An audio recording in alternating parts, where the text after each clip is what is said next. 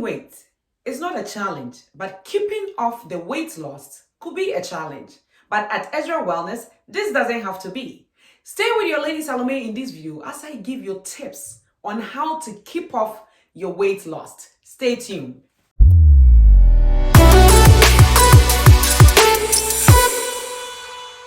Hello, lovely people. Welcome to Ezra Wellness, where you learn proven ways to healthy living. This is your lady Salome Admako. I'm a nurse by profession. If you want to learn proven ways to healthy living, subscribe to my channel. When you do, click on the notification bell so you don't miss out on any of my educative videos. Today, I'm talking about strategies to keep off the weight. You know, most of the time, losing weight is not tough, but keeping off the weight could be a big challenge. In the last 30 days, I launched a 16-8 fasting challenge. A lot of people signed up and people have lost weight. Because of that, I was compelled to come up with this video so that I will help people to maintain the weight that they have lost. So let's dig right in. Point number 1, make sure you are getting a good night's sleep. You saying sleep? Yes, sleep. Studies have shown that when we go to sleep at night, between the hours of 10 p.m. and 2 a.m., our body gets a good surge of growth hormone released. And what do growth hormone do? It speeds your metabolism, it helps you to burn fat.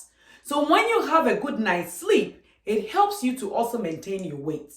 Another point with the sleep is that studies have shown that if you don't sleep for one night, you become insulin resistant like someone with type 2 diabetes. And what would insulin resistant do?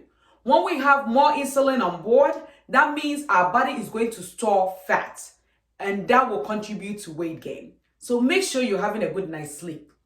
Point number 2, make sure you manage your stress.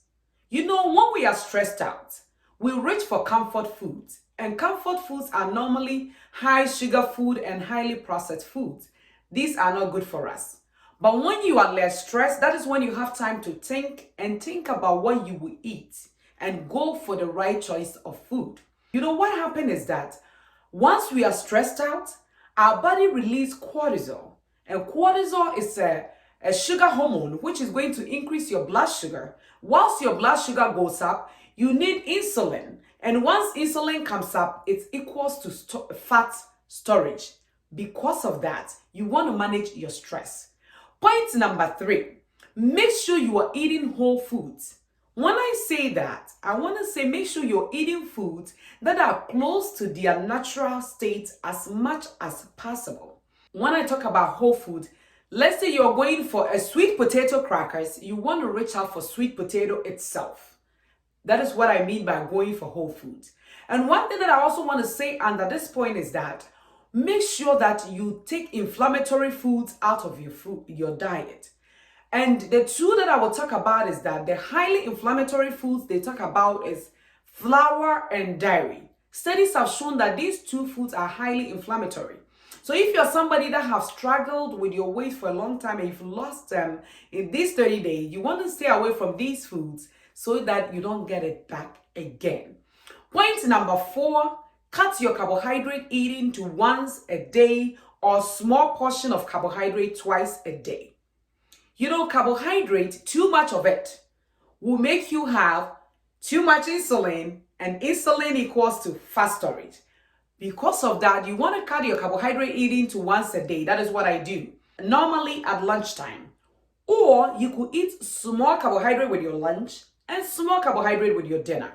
And that should also be fine to help you to maintain your weight. Point number 5, make sure that you are pooping regularly. You say poop? Yes. You know, pooping get rid of the toxins that is in our body.